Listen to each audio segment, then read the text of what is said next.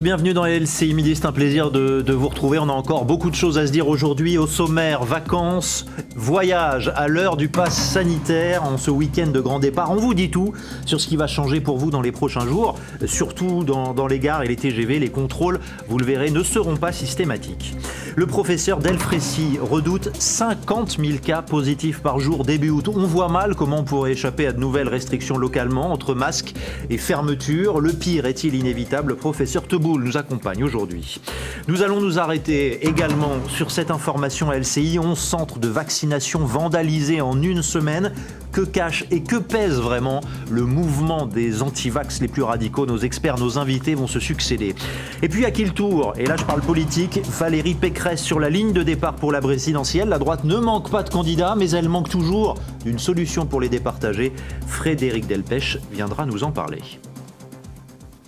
La vaccination, sinon rien. Donc, pour commencer cette émission sur les lieux de vacances, vous allez le voir, on frôle la saturation. C'est le cas, par exemple, en Vendée. C'est la première étape du jour. Vous êtes au Sables d'Olonne, Mathieu Rio pour LCI, où l'on ne peut pas, Mathieu, assurer une vaccination à tout le monde. C'est ça exactement. Alors là, vous voyez, le centre de vaccination tourne à plein régime. On est à 1400 doses d'injection par jour en moyenne, donc c'est assez énorme. Et comme vous le dites, il n'y a pas assez de rendez-vous pour tout le monde.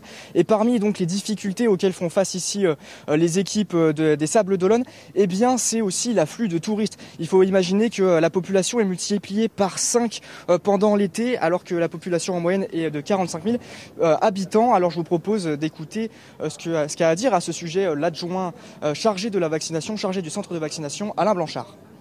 Si on envoie un message qui est de dire à tout le monde qu'il peut venir se faire vacciner sans rendez-vous, comme l'a dit le président Macron l'autre soir, dans son lieu de vacances, on sait qu'on n'arrivera pas à gérer. Et on sait que, comme il s'est passé le lendemain de son annonce, on a eu ici une cinquantaine de personnes qui sont venues, on a dû leur expliquer que non, il y a des annonces certes qui sont faites au niveau national, mais concrètement, sur le terrain, c'est pas la réalité, c'est pas comme ça que ça s'organise, c'est pas comme ça que ça se passe.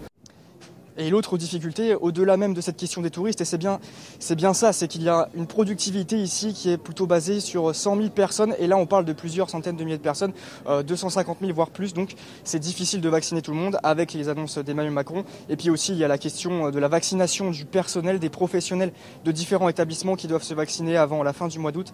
Voilà, il y a un vrai casse-tête aujourd'hui ici. Et la saturation qui va avec. Merci beaucoup Mathieu Rio, Guillaume Vicente.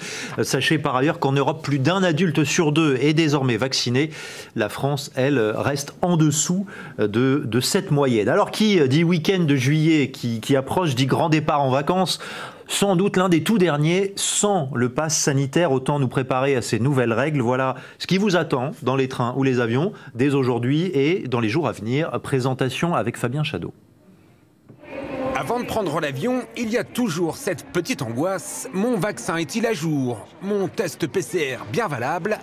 Car en plus des contrôles habituels, il y a désormais le pass sanitaire. Résultat, des files d'attente interminables. Pour gagner du temps, Air France propose désormais de vérifier les documents avant d'arriver à l'aéroport.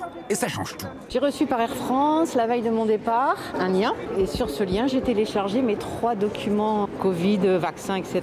Une demi-heure après, j'avais ma carte d'embarquement, ma confirmation de vol, tout était OK. Un pur bonheur. Comme les formalités évoluent un petit peu chaque semaine, et voilà, en fonction de la situation sanitaire, là on se dit au moins on n'aura pas un document qui manque et qu'on soit refoulé, quoi. Vous avez la mention Ready to Fly? Yes, sir. OK. C'est dans ce centre opérationnel à Roissy que les documents envoyés par les passagers sont vérifiés, en général 3 jours avant le départ. Là, le logiciel m'indique quels documents sont nécessaires pour la destination. On regarde ce que le passager a téléchargé, si c'est bon ou pas. Si tout est conforme, l'enregistrement est validé, le passager est prêt à décoller. Dans le cas contraire, il renvoie les documents manquants. Toutes les données personnelles